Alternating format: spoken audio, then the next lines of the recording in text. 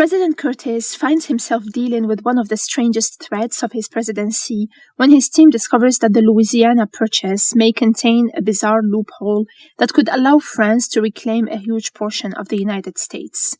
And somehow, stopping that from happening will require finding Napoleon Bonaparte's preserved penis. The episode begins with Curtis and his team searching through an attic for George Washington's legendary wooden throwing stars.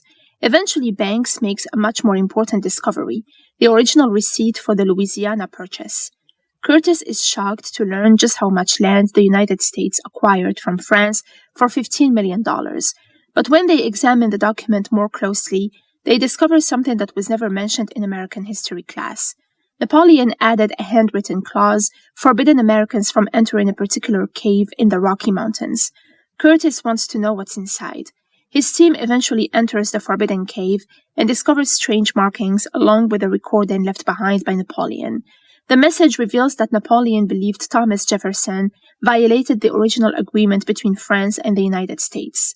According to Napoleon, an obscure legal principle called frontier forfeit could allow the original seller of land to reclaim it if the buyer broke the contract. Napoleon apparently planned to use this loophole to take Louisiana back. He even reveals that he once attempted to eliminate Jefferson using something called a syphilis bomb.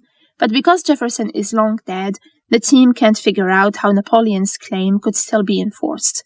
Then they discover the ridiculous answer: Napoleon's penis.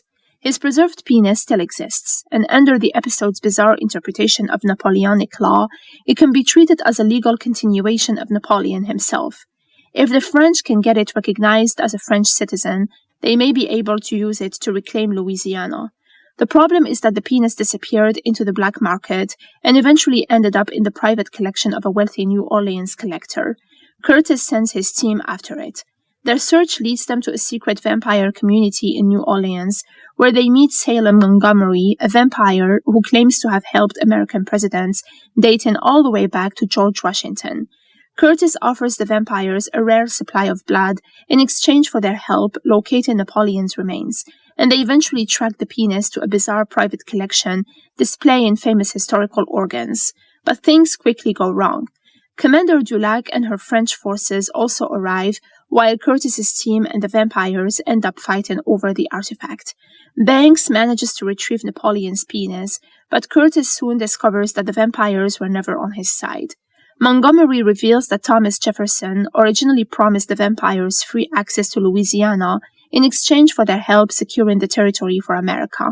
Jefferson never honored that promise. Instead, Louisiana was divided into states, leaving the vampires restricted by supernatural rules that prevent them from entering certain areas without permission. So the vampires made a new deal with France. If France can reclaim Louisiana, the vampires will finally have unrestricted access to the territory. The French escape with Napoleon's penis, leaving Curtis and his team in serious trouble. Meanwhile, Chomps is dealing with his own problem. He's always wanted to become a full werewolf, but his transformations made him aggressive, even toward innocent people. Dr. Finch develops a special collar designed to suppress his werewolf abilities whenever he's about to attack someone who doesn't deserve it. But once Curtis learns that the French have the penis, he realizes they need every weapon they have. So he finally gives Chomps permission to unleash his full werewolf powers. At the same time, O'Doyle discovers that his strange digestive system can be used to create special wooden ammunition, giving the team an effective weapon against the vampires. The French then bring Napoleon's penis before a judge, hoping to have it officially recognized as a French citizen. And somehow it works. The judge rules in France's favor, meaning the ridiculous legal loophole is now technically valid. But Curtis and his team arrive just in time to stop them.